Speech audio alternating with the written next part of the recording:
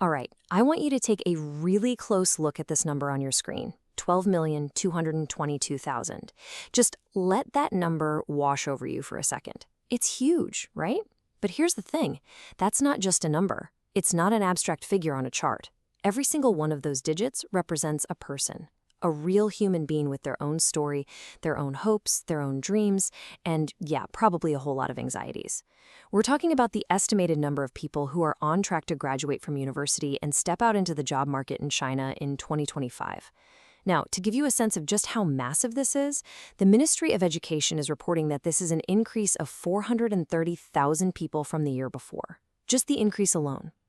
To put that into perspective for you, that's like taking the entire population of a major city, think Miami, Florida, or Minneapolis, Minnesota, and adding them to the graduating class in a single year. And the total number, that 12 million, that is bigger than the entire population of countries like Greece or Sweden or Portugal. So when the source material for this explainer uses a simple, stark phrase to describe what this creates, and they call the employment situation, quote, very severe, you start to get the picture. This isn't just a statistic. This is the opening scene of one of the most significant social and economic dramas of our time. It's a tidal wave of talent, ambition, and pressure, and it's about to crash onto the shores of the global workforce. And it's forcing an entire generation to ask some really profound questions about life, about time, and about their place in the world. Okay, so you have this tidal wave of graduates, and this is where the story gets really interesting. Because when you're faced with that kind of unimaginable competition, a huge and growing number of graduates are deciding not to follow the traditional path. They're choosing something else entirely. This chart right here, it's based on a big 2024 survey from the recruitment platform Zhaopin, and it gives us a really revealing snapshot of what's going on. Let's break it down together. See that first slice? 19.1%. Almost 1 in 5 graduates are now in a state of what's being called slow employment. Now, we're going to define that term really precisely in a minute, but for now, just think of it as a conscious, deliberate pause. And get this, that figure is up from 18.9% the year before. Now, I know, a 0.2% increase might not sound like much, but when your starting number is over 12 million people, you're talking about tens of thousands more individuals choosing this path. Okay, now look at the next slice. Another 13.7% identify as freelancers. That's also up from 13.2% the previous year. So if you add those two groups up, you are looking at almost a third of all graduates, 32.8% to be exact, who are consciously, deliberately stepping off the immediate, traditional career escalator. This isn't some fringe movement. This is a massive and still growing social phenomenon. This data, it's like the canary in the coal mine. It's signaling a fundamental shift in how an entire generation is thinking about that leap from education into the world of work. So what on earth is happening? Well, welcome to the Explainer. Today, we are taking a deep, deep dive into this phenomenon of the slow employment generation. And I really want you to pay close attention to our title, and especially that subtitle, A Deep Dive into the Battle for Time and Value. We picked those words very, very carefully because what we're talking about today is so much more than job stats or economic trends. It's about a fundamental conflict that is brewing right at the heart of modern life. You can think of it as a battle between two incredibly powerful opposing forces. On one side, you've got society's clock. It's relentless. It's the stopwatch of the modern economy that's always demanding more speed, more efficiency, more immediate productivity. And on the other side, you have the individual's quiet, personal search for value, for meaning, for a life that actually feels authentic and worthwhile. This is a story about a quiet rebellion, about some really deep philosophical questions. And you know what? It's ultimately about the future of work itself. Now, to help us navigate this really complex and fascinating topic, we've broken down our explainer into 6 key sections. First up, we're going to unravel the graduation paradox. We'll get a really clear, nuanced definition of what slow employment is, and just as importantly, what it isn't. Then in Section 2, Society's Clock versus Yours, we're going to explore all the powerful forces, from the macro to the micro, that are driving this trend. After that, we're going even deeper. We're going to get philosophical in Section 3, The Value of Time. In Section 4, Forging a New Path, we'll turn things around and look at the positive side, how this generation is actively and creatively redefining what success even means. Then in Section 5, we'll look at some concrete forward-looking solutions in slowing down to grow. And we'll wrap it all up by asking a question that really gets to the heart of the matter for every single one of us. What is your time worth? So with that roadmap in place, let's begin. Okay, let's dive right into our first section, the graduation paradox. That term slow employment, it gets thrown around a lot in headlines. And honestly, it's often painted with a pretty negative brush.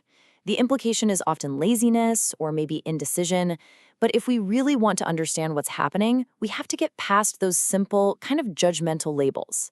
So our goal here is to build a clear, nuanced definition, one that's based on what the researchers in our source material actually found when they talked to real graduates on the ground. So what is it, really? Well, at its very core, slow employment is a temporary postponement. And that word postponement is absolutely key here. It's not necessarily or even usually the same as unemployment in that classic sense, being idle and involuntarily jobless. No, this is a conscious pause. The graduates in this category are actually very busy. They are actively engaged in other things. For instance, a lot of them are studying for a postgraduate entrance exam or maybe the civil service exam or other kinds of professional certifications to boost their credentials. Others are taking on short-term internships to, test the waters in a certain industry without having to make a huge long-term commitment. Some use this time to travel, to broaden their horizons and just get some life experience under their belt. And others are working on these deeply personal passion projects, like writing a book or, as we'll see in a bit, building a social media brand from scratch. The crucial distinction, as all the research for this explainer points out, really comes down to a legal and institutional one. They haven't signed a formal long-term employment contract. But it gets even more nuanced than that. The research also sheds light on this really interesting gray area, a space they call an awkward period. This describes a graduate who might be in a trial period with a company, or maybe an extended internship where there's a verbal promise of a full-time job later on. So to the outside world, and even to themselves, their status is really ambiguous. Institutionally, they are not formally employed yet, so they are still caught in this in-between state, this liminal state of slow employment, just kind of floating between the very structured world of being a student and the formal world of the workforce. So here's where it gets really, really interesting. Academics and social observers are pretty deeply split on what all of this means. They basically use what they call a two-part division to analyze the whole phenomenon, and it perfectly reveals the central tension of this story. Let's look at that first side, the active or proactive view. This perspective sees slow employment as a really smart strategic choice in a complex modern world. The source material calls this a period of precipitation and enhancement. I love that phrase. It's a time to let the dust settle after years and years of intense, structured study, and to actively enhance your skills and your self-knowledge before you commit to what could be a 40-year career.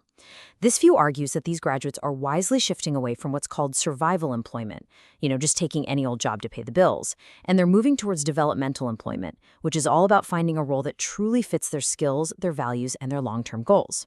But then, of course, you've got the other side of the coin, the passive or negative view. This perspective sees slow employment as a really dangerous and precarious path. It's one that can easily slide from being a temporary pause into long-term non-employment. The argument here is that this choice often isn't recognized or supported by family or by society at large, and that can lead to a really devastating loss of confidence for the individual. Discouraged by a tough job market, feeling like a failure, the graduate might just withdraw from looking for a job altogether. And that is the central paradox we're exploring. Is this a brilliant life strategy for the 21st century, or is it a tragic symptom of a failing economic system? The truth is probably somewhere in between. Now, to make sure this isn't just some abstract, academic debate, the researchers behind our source material did something absolutely crucial. They followed 15 real graduates for an entire year, documenting their journeys. This slide here gives you a little glimpse into their lives.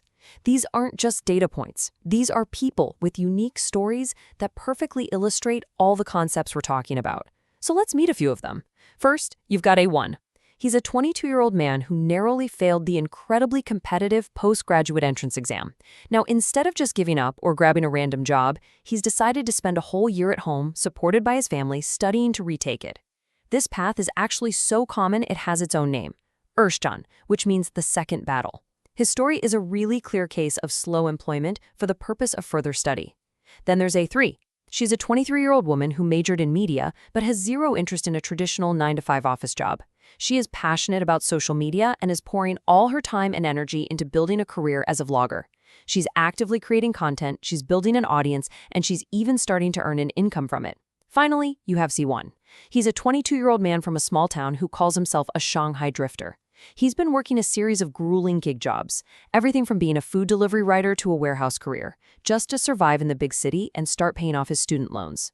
His story represents the harsh reality of the job market for those who don't have a financial safety net.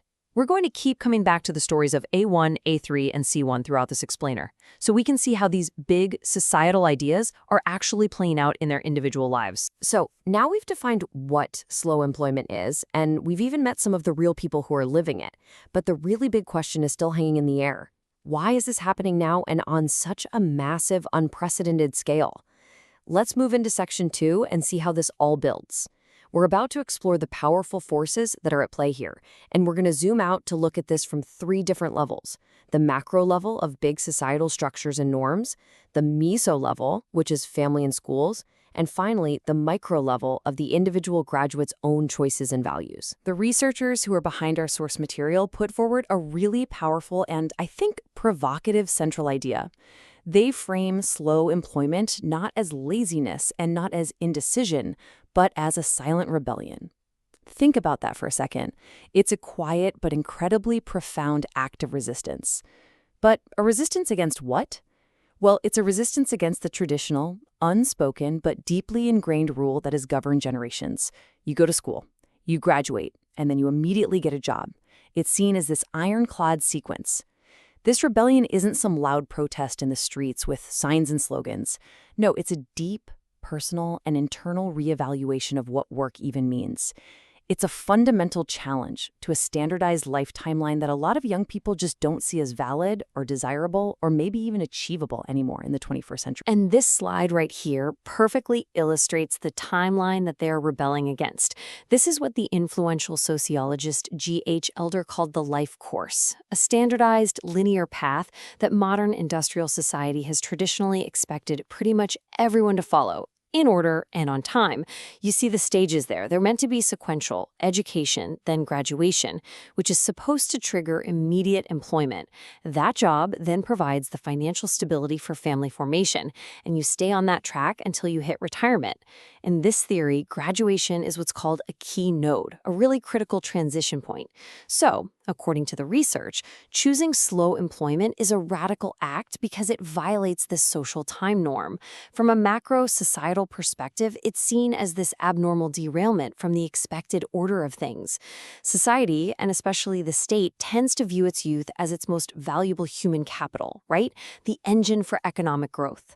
By pausing, by refusing to immediately plug themselves into the economic machine, this generation is seen as disrupting the entire rhythm of social and economic development. So you can start to see why this isn't just a personal choice. From that top-down perspective, it's perceived as an act that's pushing against the very structure of society. Okay, so now let's zoom in from that big macro level of society down to the meso level, the family. This is where the conflict gets really personal and emotional. For the parental generation, their child getting a job immediately after graduation is a huge deal. It's a monumental step. The source connects this to something called the family life cycle theory. It's the event that signals the child's definitive transition into true adulthood. It means the parents have fulfilled their duty, and it allows the whole family unit to move into its next phase. It's all about stability, responsibility, and fulfilling a social contract. But for the young people themselves, the perspective is entirely, fundamentally different. You see this over and over in the interviews. They say things like, "We have a nearly 40-year career ahead of us, so why are we in such a rush?" They look out at a world that's changing incredibly fast, a world where even those stable, iron rice bowl jobs their parents valued so much might be automated or replaced by AI any day now. And this generational clash is fueled by a fascinating paradox. As the research points out, because economic conditions have improved over the last few decades, many middle-class parents can now actually afford to financially support their kids' slow employment period. In a way, they're buying their children a buffer time, a period of exploration that they themselves never had. But at the same time, they are filled with anxiety watching their kids deviate from the traditional, safe path they know. But not everyone has that buffer. Not everybody has that family safety net. And this quote from C1, our Shanghai drifter, just powerfully illustrates the harsh, unforgiving reality for those who don't. Let's really listen to his words. "I have a student loan of 20,000 yuan. I have to find a job in a big city quickly, any job, as long as it pays." C1 comes from what the source material calls a small town question doer background. That's a term for someone who has climbed the social ladder through just sheer academic effort and exam success. He did everything right by the old rules. But for him, there's no luxury of a strategic pause. There is no buffer time. The pressure of that student loan is a relentless ticking clock that forces him onto the fast track whether he wants to be there or not. The source explains that this economic reality creates a stark differentiation in how people think about employment. On one hand, you have those with family support who can afford to search for meaning and developmental employment, and on the other hand, you have people like C1 who are forced into a mindset of give me money and I'll do it just to survive. The choice to slow down is, for so many, a privilege, not an option. So we've seen the intense social and family pressures that are shaping this whole phenomenon. We're starting to understand the what and the why from a sociological point of view. But to really truly get to the bottom of the choice to slow down, we have to go even deeper. We need to put on our philosopher's hat for a minute and examine the very ideas that underpin our entire modern relationship with work, with money, and with time itself. So let's move into section 3, the value of time. This is where we shift gears from sociology to philosophy to explore how we ever got to the point of measuring our lives in minutes and dollars, and why a whole generation is now daring to question that entire equation. To really understand this profound shift, we have to turn to the work of the brilliant German sociologist and philosopher George Simmel. The researchers for our source material lean really heavily on his groundbreaking book from 1900, The Philosophy of Money. And Simmel's revolutionary idea was this: the rise of a modern, money-based economy did something way more profound than just change how we trade stuff. It fundamentally rewired our brains and changed our very perception of time. Think about it. Before the money economy really took over, time was experienced mostly as a natural, qualitative rhythm.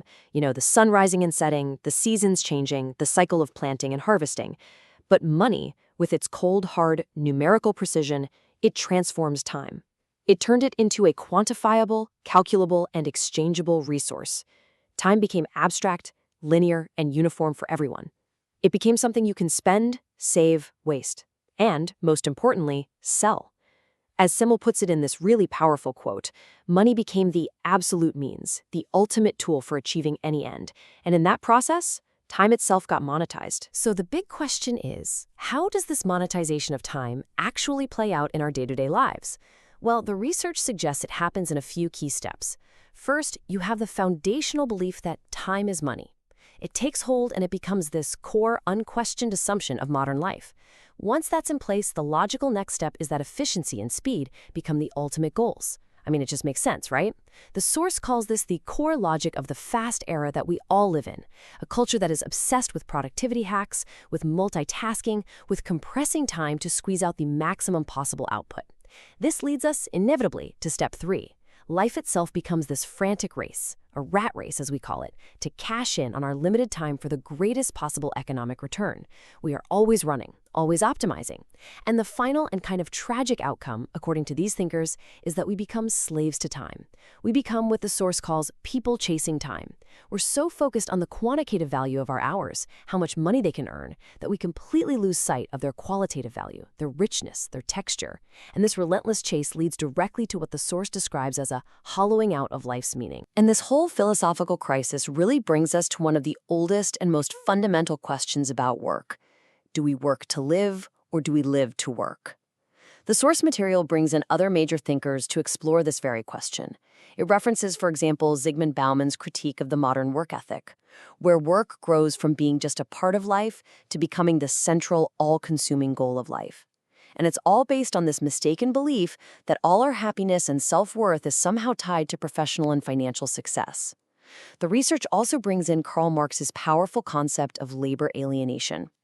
Marx argued that under a system where money is the ultimate measure of all things, our work is no longer an expression of our creativity or our unique human purpose. The goal of work shifts from working for life, that is, working to support a rich and meaningful existence, to simply working for survival. And this is the deep philosophical trap that the slow employment generation, having watched its effects on their parents, now finds itself confronting head-on. And so that brings us to this really powerful reflective question.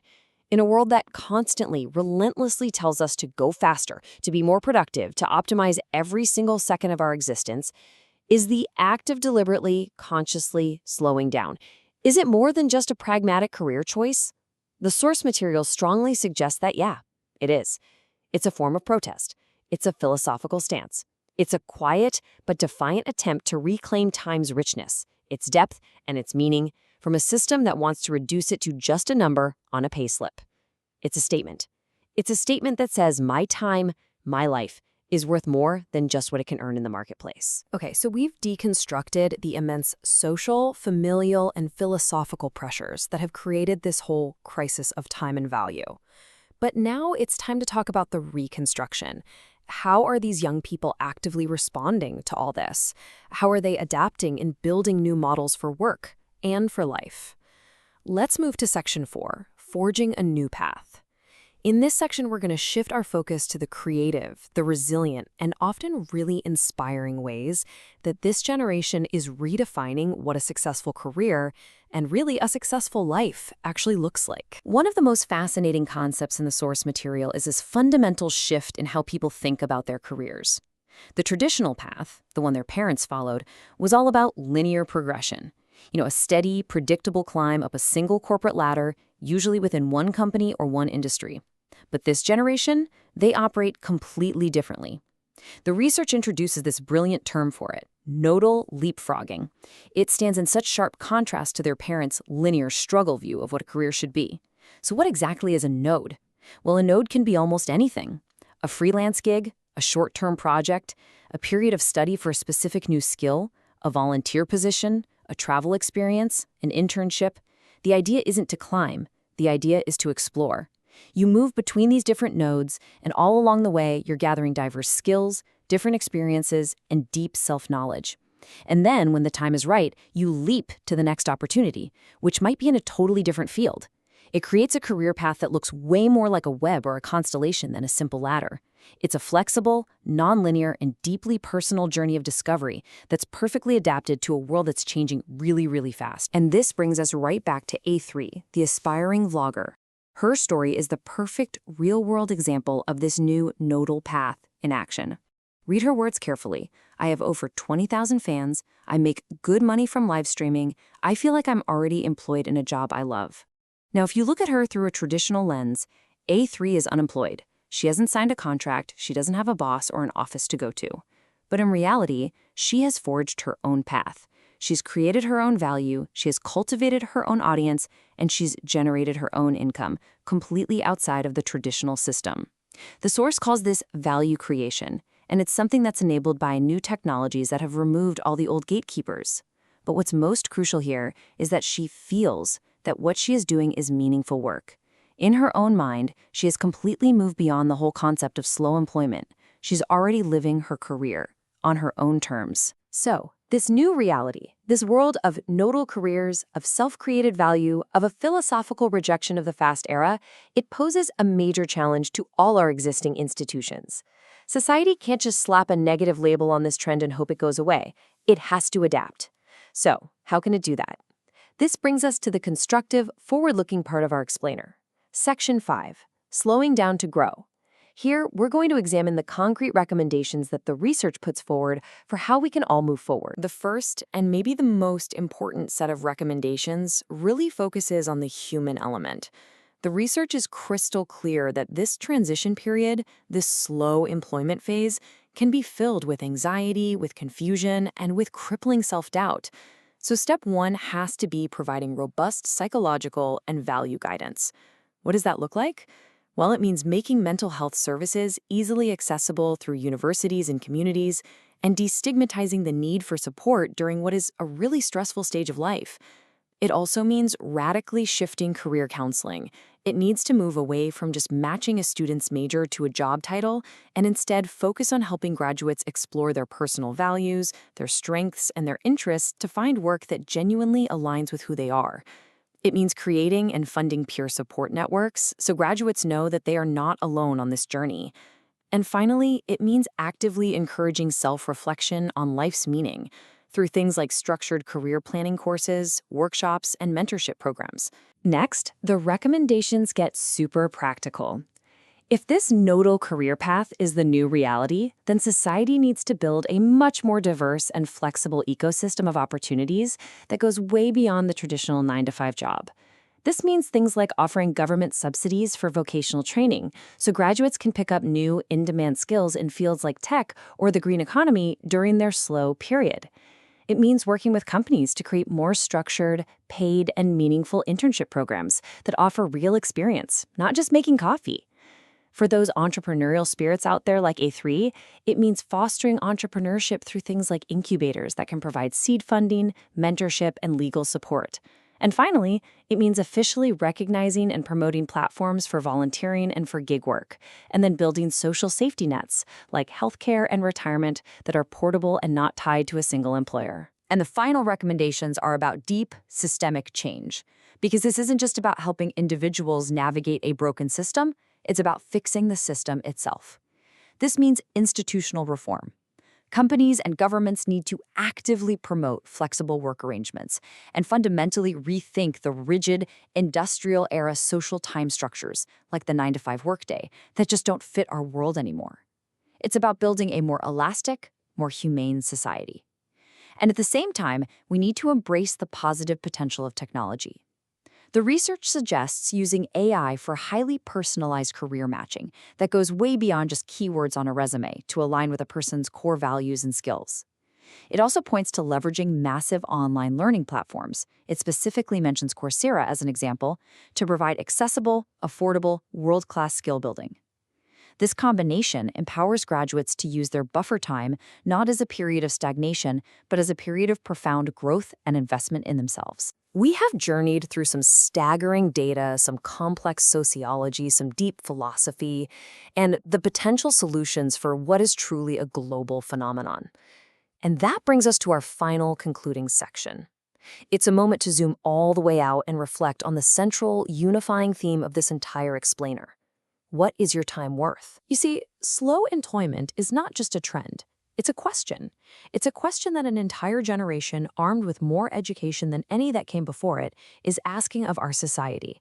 They are questioning a world that too often equates speed with success and net worth with self-worth. They are pushing back against a social clock that just keeps ticking faster and faster, and they're demanding a moment to breathe, to think, to explore, and to find a path that has not just a salary, but a soul. This battle between the social clock and the individual clock, between the cold monetization of time and the warm search for value, that is perhaps the defining struggle of the modern workplace.